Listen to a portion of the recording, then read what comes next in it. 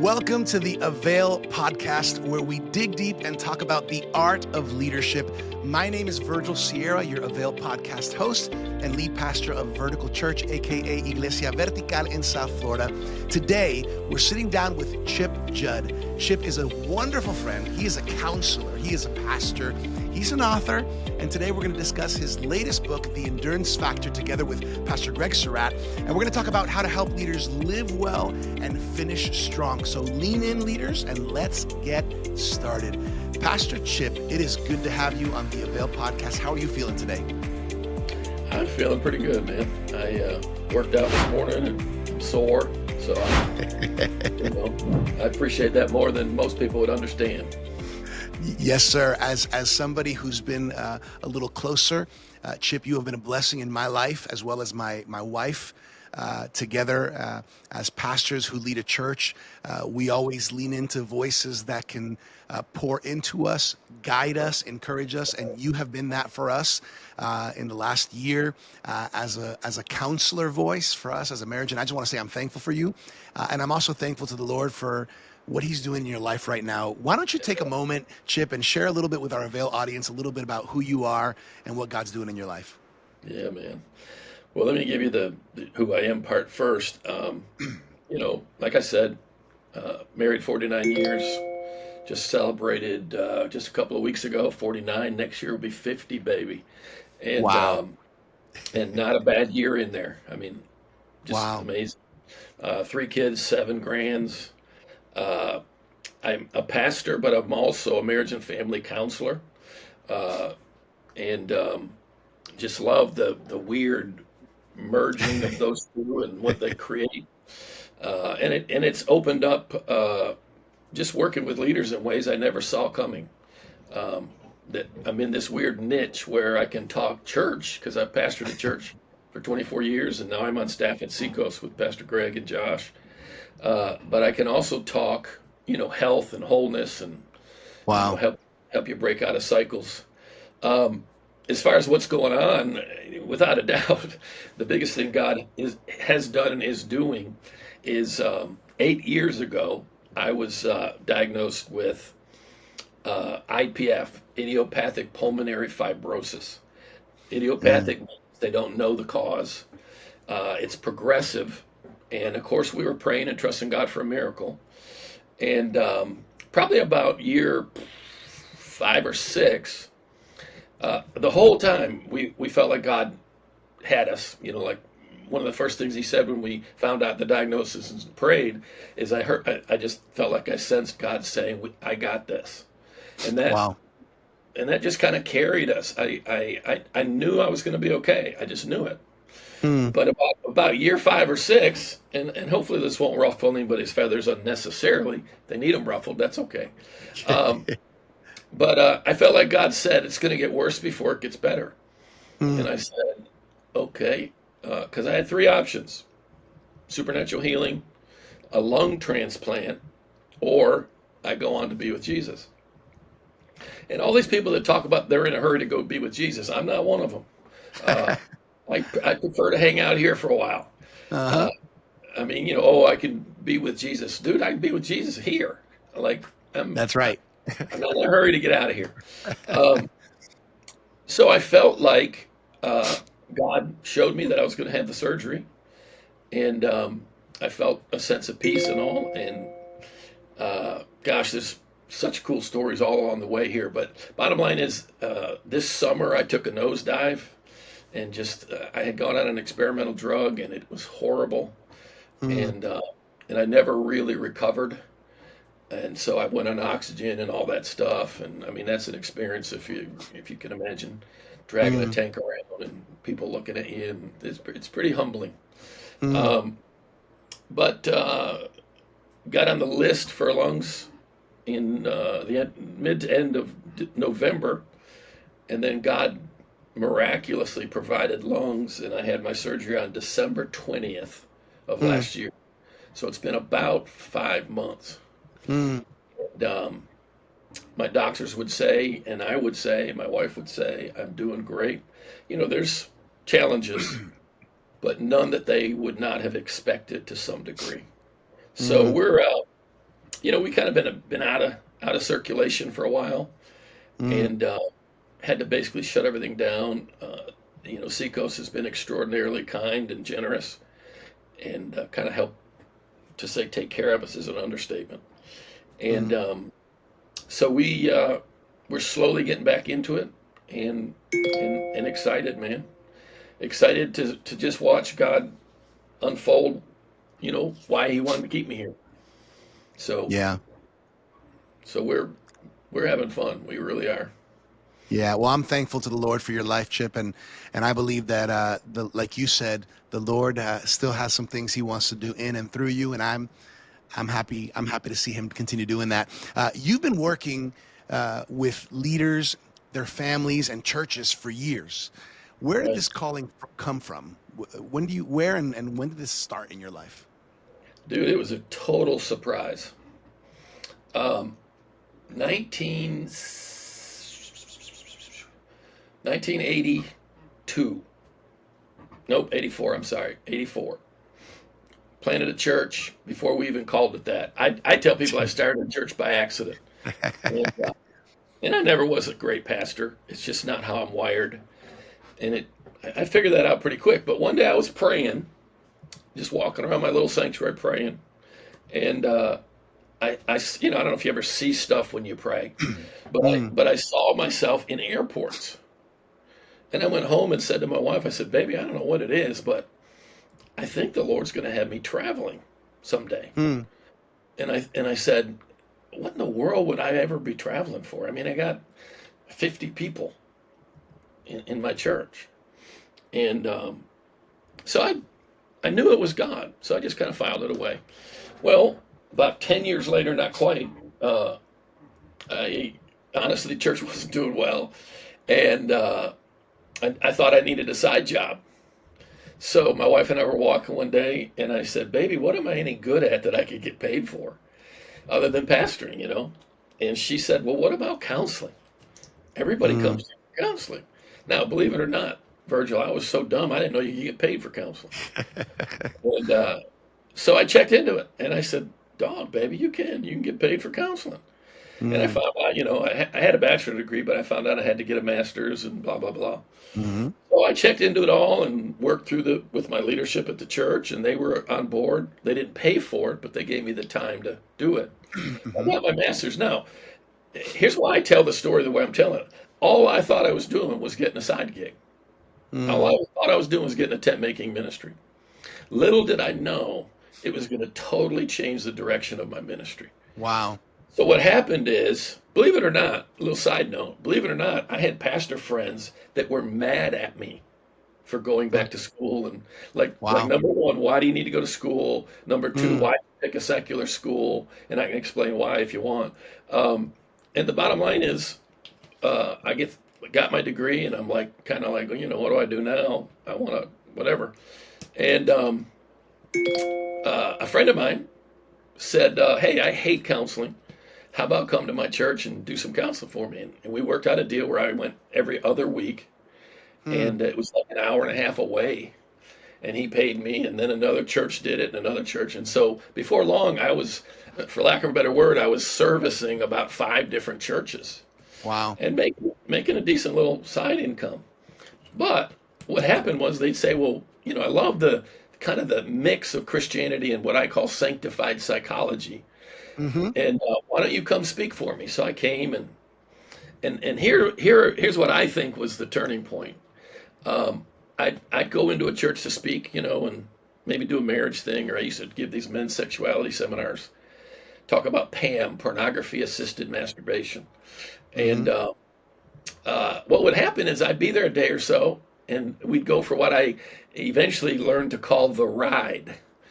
And what would happen is the pastor would say, hey, let's go to dinner, and it'd just be him and me in the car. And he'd start pouring his heart out. And the bottom line is he was hurting, stuck in some behaviors he couldn't figure out how to stop or change, Mm. and he didn't have anybody to talk to.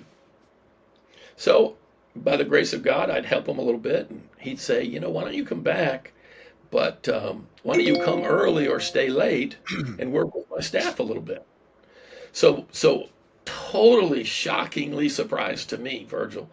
Um, Mm. More and more, I started going to churches to speak on the weekend, but I'd usually stay over to Monday or sometimes come in early and do a marriage thing or something. And I'd work with their staff, them and their family, marriage, whatever, and then their Mm-hmm. staff. Mm-hmm. And it just grew. The churches grew. It was all word of mouth. I've never had a mailing list. I'm not bragging. It's kind of dumb, really. But uh, and I just, a friend would say to a friend, "Hey, you need to have this guy come into the church so that you can get him into your life." Wow. And it was all word of mouth. And so I knew I was leaving my church, and God brought the guy to, succeed, whatever you call it, secession. Yeah. Uh-huh. Not secession. That's leaving the Civil War, but but and the church is doing better than it was under my leadership, truthfully, and it's just been wonderful. Leaders, it amazes me how once they trust you, it amazes me how badly leaders want to be free. They want to be Yeah. healthy. They want to be whole. Now, I'm not saying a lot of them don't need more help. Right. I'm trying to think how to say that nicely, but there's not a lot of help out there Yeah. that understands their world. I recently changed the name of my podcast and YouTube channel to Mental Health and the Mission of the Church. Mm. And the reason I did that is those two worlds don't talk to each other very well. Yep. And they don't trust each other, really, to be honest with you. And so Yep. my goal is to work on that, to get them talking. I kind of have a foot in both worlds. Yep. So I feel like God's called me to try to get those two worlds working better. And Seacoast has been a great, experiment land, you might say. I've been here about 14 years now. And lo and behold, we went from where we were to now we have our own counseling center Wow. with 12 professional counselors, about 100 people on our waiting list, and all for pay. So it's not a drain on the church. And we want to help other churches learn to do that. Now it's tricky because you got to have people you trust, Mm-hmm. and I can help. What would you call it? Interview / filter / Yeah. Because the truth is, just because somebody says they're a Christian counselor doesn't mean they're abiding by your values. Right. But I feel like, and forgive me for my arrogance, but I feel like it's the most important thing happening in the church today. Wow. Yeah. Because if we can get leaders and their followers healthy, the world's going to want what we have. Yep. I believe part of why the world doesn't want what we have is we're not any healthier than they are. Right. Like, why do I want to submit to the stuff you have to submit to, and your life's not doing much better than mine? Yeah. You're just as angry. You're just as sad. Your kids are giving you just as much trouble. I don't need the extra burden. Mm. But I believe the best advertisement for any product is a satisfied customer. Yep.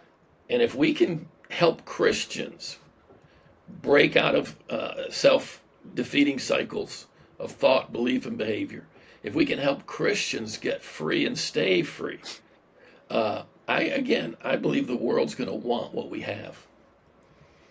So I'm pretty motivated, if you can't tell. I can tell. I think everybody can tell here on our Avail audience. I love it, Chip, and everything you're saying resonates with me a lot. Before I took over the church that my parents planted, I was Right. an occupational therapist by profession for about 10 years. So I had my foot in I didn't kind of like in the you. health I didn't healthcare. like you. In my recovery process, I didn't like you. That's right. Sometimes they think the T of the therapy is torture Woo! during Oh, dude. recovery. I hated But seeing you come. yeah. But you know what? Sometimes that pain is part of the process of the growth, and Yeah. even in Forgive me for soul interrupting. I'm care. sorry. Yeah. No, it's amazing, and I love what you're saying, because as a pastor who also has a little bit of my mind and my heart in the healthcare world and working along with Yeah, professionals like yourself, you see the value of these two worlds coming together, and you say they don't absolutely. come together often, and I love this book. The Endurance Factor. For anybody watching the video, I'm holding The Endurance Factor, how ministry leaders can avoid burnout, live well, and finish strong. I know you did this book together with Pastor Greg Surratt. I'd love to talk about this book. How did the idea come about, and what's the heart behind it? Yeah. Um, Somebody, and I'm assuming it was you guys, approached Greg, and I don't know if somebody heard him speak or something, Mm, but and asked him, "Would you consider writing a book for leaders?" And he said yes, and y'all worked out whatever. And he came to me almost immediately, and he said, "Listen, man," he said, "they've asked me to write a book. Uh, would you be interested in helping?" Now, no conversation around co-authoring or anything, because we collaborate even on putting messages together with all of hmm our team. So we get in there, we start meeting, once or twice a week. We get about 4 meetings under our belt, and forgive me if this sounds tacky, but I said to Greg, Greg, it sounds like we're using a lot of my stuff. I said, and I'm fine with that, but here's my question or thought: if my stuff's in the book, can my name be on the book? And he said, absolutely. He said, let me just find out what we need to do to make that happen. And so it became a partnership. yeah. And I jokingly tell people, Greg's the flash, I'm the substance. And but we literally wrote each chapter as Greg talking a little bit and then me talking a little bit. And we've been, like I said, I've been here 14 years. That was, I don't know, a couple of years ago. So we just, we see things differently, we approach things differently, but we have just immense appreciation and respect for Yeah. what each other brings to the table. And it's gotten even stronger since doing the book together. Um, but the bottom line is we have a retreat center, the retreat at Church Creek, underneath what we call Pastors Collective, and we so we were already kind of rolling in this direction. And hmm I use the phrase "live well and finish strong" a lot. And Greg came to me one time and said, "Hey, do you mind if we use it at the retreat?" That phrase, and I said, "Absolutely not." And so that's kind of our calling thing. We're both. I'm 71. Greg's a couple years behind me, I think, and we feel like we are finishing strong. Um, and you know, so our goal is to help leaders, young leaders, any age leaders, really. And so we wrote the book to kind of head off some of the traps that we've seen, hmm and and it was fun for the most part. And and we we've seen guys like at the retreat and all and other places wrestle with the concepts, and then we actually built a 4 month cohort experience, video driven, that we want them to take part in after they leave the retreat. mm And it's based on, I think, chapter 6 in the book. And hmm we talk about these 4 meta skills or practices. And bottom line, it came out of this thought. Greg asking me, what would you prescribe for pastors if we don't want them to come to the retreat and go home and just go back to normal? We want them to do something that produces lasting change. And I told them the 4 meta skills for me would be: find a band of brothers, um, learn to journal in this really, I call it journaling on steroids. It's a really cool way to journal. Learn to receive and rest in your Father's love, your Heavenly hmm Father's love. And then the last one, kill your ants. And ants are automatic negative thoughts. In hmm other words, learn how to live with managing your emotions by managing your thoughts. And so we built a 4 month experience around that. And I don't know what the numbers are now, but we've had pretty good response to it. That's so And cool. Yeah. That's cool. I was Yeah. going to say, Chip, I remember when I first met you, I was in one of those retreats Hmm. uh, in South Carolina at Retreat at Church Creek. And I remember Pastor Greg expressing similar things of, hey, this is our heart. We want to be able to help pastors, Right. encourage Right. pastors, bless pastors. And I remember him saying, and by the way, this is Pastor Chip. He's on staff here at Seacoast, and he's going to be available for anybody who wants to talk to him. And Right. I was one of the ones who raised my hand and says, I want to talk to Chip. And just talking about pastoring and being a husband and being a father and Yeah. managing these things. And I remember just those 40 minutes sitting with Yeah. you helped me see and understand some things from an amazing perspective, because you are a pastor and you are a Right. counselor. You have this double whammy that is so helpful as a pastor, Yeah. and that's what encouraged me to lean into you. Now, one of the things that you talk about in the book and in general is you compare ministry leadership to running a marathon, Mhm. and even the name of the title, right? Endurance. Why is endurance such a critical metaphor for this season of church leadership?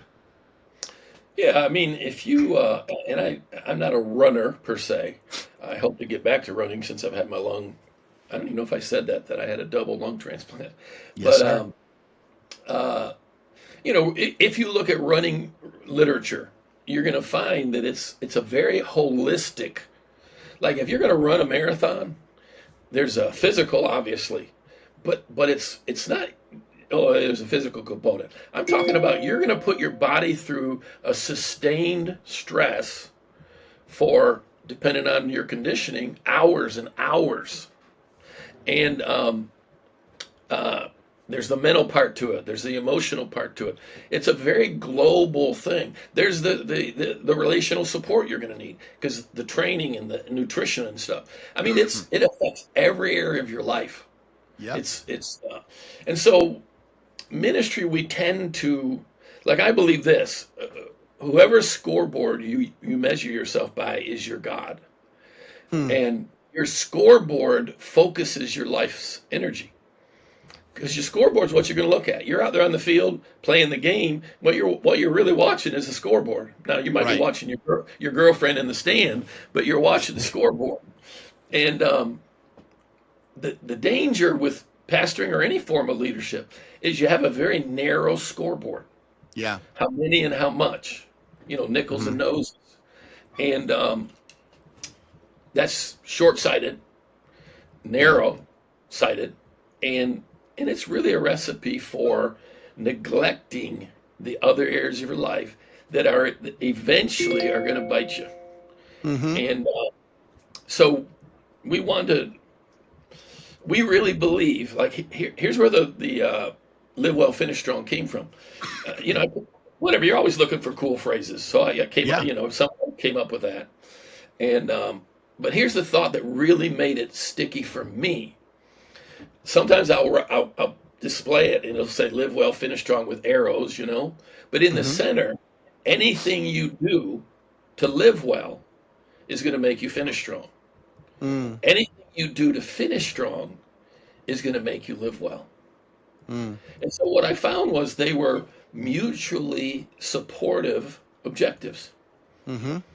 If I want to finish well, which for some reason God, from the time I got saved at 22 or 3, um, I was drawn to scriptures like, you'll bear fruit and your fruit will remain.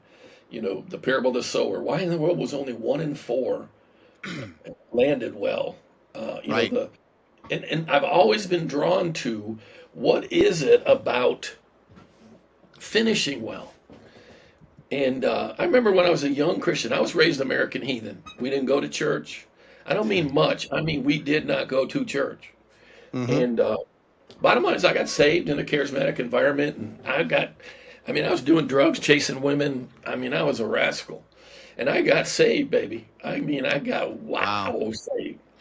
And I had a couple observations early on. Number one, everybody wasn't smitten. Hmm. Like, I looked around and I'm like, do they not realize what they got? Right. And so that was like that stuck. That was like God wanted me to see that. And then Mm. the second observations related to it, even those who were smitten, it didn't last. Right. And I figured out that, and again, this is all made up, not research based, but I'm comfortable saying this. Most people have a passion cycle of about 6 to 18 months. God does something, they get all excited, but you go looking for them about 2 years later, and you're going to be doing good if you can find them. And number two, what's going to happen is they're going to have reverted back to behaviors that God once set them free from. And that stuff didn't depress me. It made me mad occasionally. But what it did was it made me think and read and pray. And I found there's answers. There's reasons. And so part of what drove the book and what we do is we're not using all the tools that are available to us. Right. Our discipleship is, forgive me, shallow and narrow. We the parable of the sower. Am I doing all right? Using up time here, Virgil? Yeah, you're good. Yeah. All right. The parable of the sower. Now think about this for a minute. You got roadside, rocky soil, among the thorns, and then good soil, right? So this is how a counselor sees that. Rocky soil, by the roadside. Not even in the game yet. My wife made me come. My mother made me come. In other words, I'm not really there to get anything. I'm listening because it says, you hear it. By the time you get to your car, the devil stole it from you. You're thinking about the football game or the beer you're going to drink or whatever. So they're kind of out. The second one says, cast the seed on the rocky soil. Which was there first, the rocks or the seed? The rocks, right? Rocks. Yeah. Seed on rocky soil. And then the thorns. Cast seed among the thorns. Which was there first? Thorns. So what I felt like God said to me was, in counseling, in other words, the word came, but one heart was rocky, one heart or life had thorns.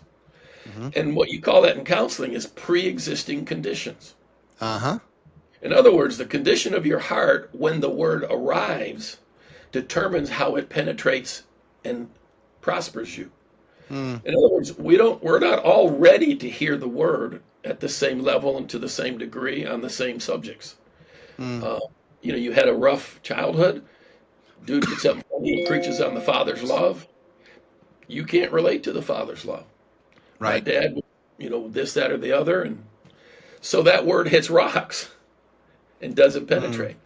My point being, Jesus wasn't telling us 1 in 4 is the best you can hope for. He was trying to tell us why only 1 in 4 permanently profited from what they heard. And what it is, rocks, I would say, are hardened hearts. What causes hardness? Pain. Among the thorns, it says the cares of the world, deceitfulness of riches, and lust for other things. And that's, you probably get a little blessed, and you start getting caught up in the blessings. And probably, I would say there, and I know this is throwing a bunch at you, but probably there you've learned to use the wrong things to meet right needs, which I think is a great definition of idolatry. Idolatry is meeting a right need the wrong way. Like that's what I did with sex. I didn't grow up in a very affectionate, loving family. They were loving, but not very affectionate. So I didn't know how to give and receive love. Right. I figured out, in my teen years that sex felt kind of like being loved. So it became the wrong source. Wrong thing. To meet a right need. It's not wrong to want to feel loved. Right. But I was going to the wrong source. And when I learned to go to the right source, the wrong source went like this. It was barely a problem. And so that's why we wrote the book. There's answers for why we get caught in cycles. There's answers for why leaders are taking anxiety medication out the you know what. Yeah. Forgive me. I'm old and I don't care about upsetting people. If you're taking pills to sleep, there's some area of your life out of whack. Yeah. And you need to do something about it. If you're taking pills, unless you have a physiological inherited anxiety disorder, depression, whatever, if you're taking pills just to cope with your life, Yeah. you need to get some help. Yeah. Well, Yeah. I had to. Mm. All this wonderful stuff we were talking about, me getting more involved and all. Well, I came to work here at Seacoast. What happened was Greg, Greg didn't bring me in. Mac Lake brought me in. Mm. And then it grew to where I came in 2 or 3 times a year to work on some leadership stuff. And then after about 2 years, Greg said, "Why don't you pray about coming on staff?" And I did. So I'm still traveling. I'm still, working with other churches. And now I'm on staff at a church at the time, probably 12, 13,000 people. It was a target-rich environment for a guy like me. Yeah. And the bottom line is about 2 years in, I crashed. I had a classic adrenaline burnout, went on medication, the whole bit. And so I know what I'm talking about. Yeah. And it's not okay, man. Yeah. It's not okay to need medication just to cope with your lifestyle.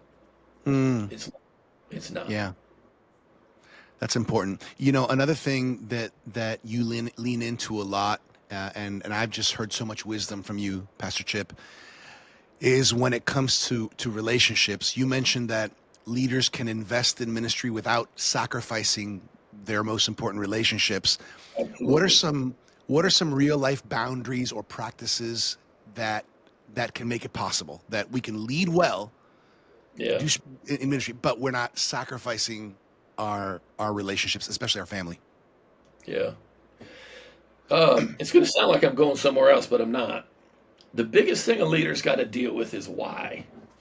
Why do I want a big church? Why do I want to write books? Why? And here's the deal. Do I believe you care about the lost? Yes. Do I believe, you want to influence your community? Yes. Do I believe blah, blah, blah? Yes.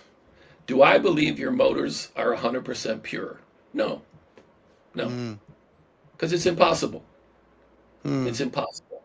So somewhere in there, if you're driven to a point where you need help, like you just said, taking care of all the different relationships in your life effectively and consistently, there's something driving you that isn't. Like I love Matthew 11:28-30, "Come to me, all you're weary and heavy laden, I'll give you rest. Take my yoke and learn from me. I'm gentle and lowly in heart, and you'll find rest for your souls." And then he says this, "My yoke is easy. My burden is light."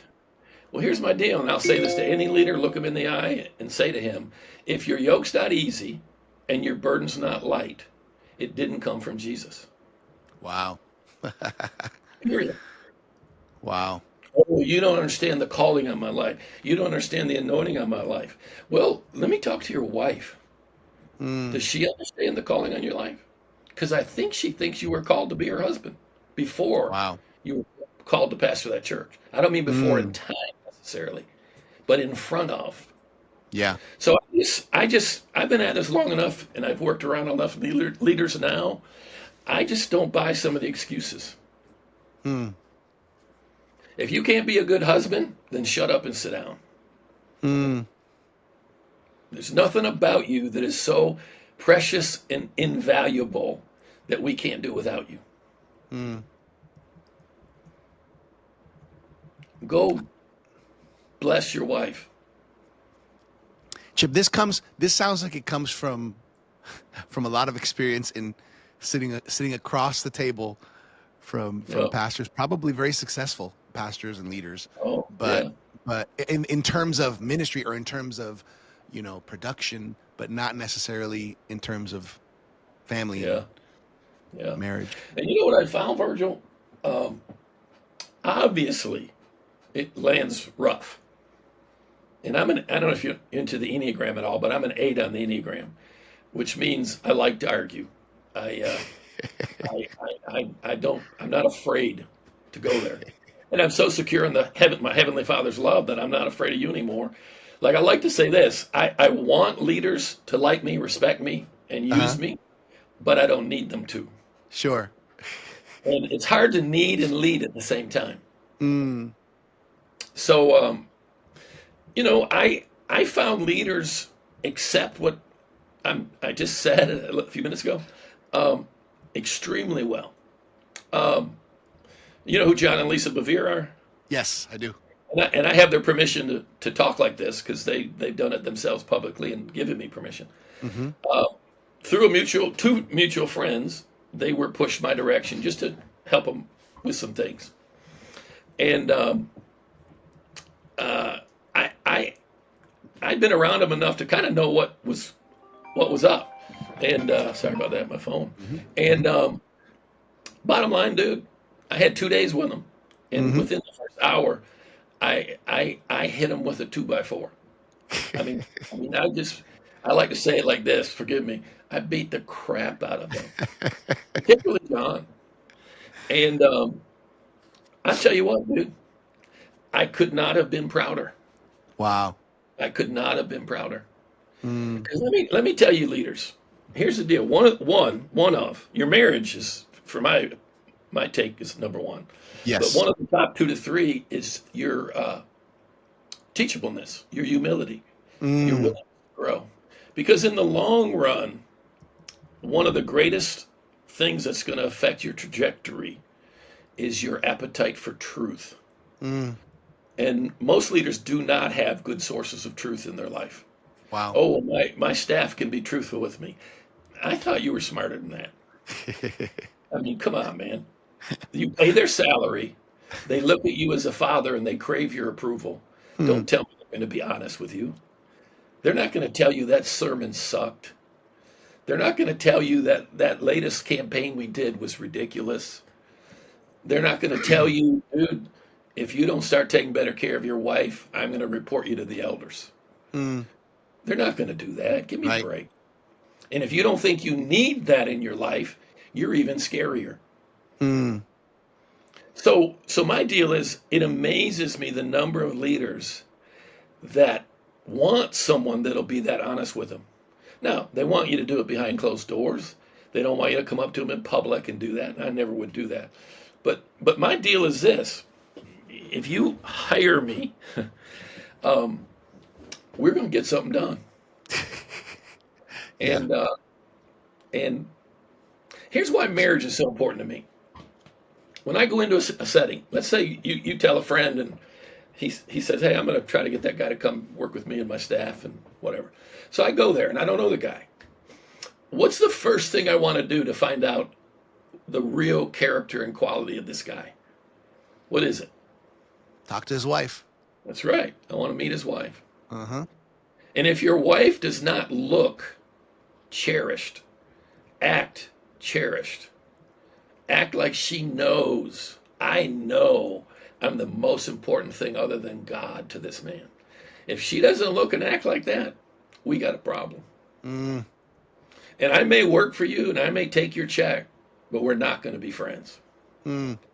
Because if you're not going to cherish the second most important gift God ever gave you, I ain't got time to be your friend. Mm. Come on. I'm telling you, dude. Yeah. Yeah. Chip, this is okay. So here's I'm hoping I can twist your arm a little bit here with a little peer pressure.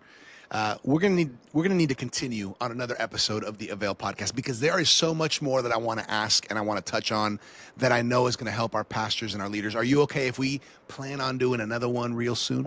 Absolutely. My Yeah. wife and I talk about this, Virgil. I'm at my best doing what we're doing right now. Yes, you are. I like the book. The book never would have happened if it hadn't happened the way it happened. Mm-hmm. I just have a hard time getting my butt in this chair, and my thoughts, they tend to be divergent. I don't think I have ADD, but probably pretty close. And so I love this. Yeah. So yeah, I'll do 2 or 3 more. Let's do it. Well, I want to do it because there's some other areas that I think that we can just spend some. And I like that we're enjoying the ride. We're enjoying the ride, and we're really going deep. And I think more pastors and leaders need to hear this than they think they do. And I'm the first one in line to say I need more. I want more. So I really appreciate that. You In need the so meantime, much.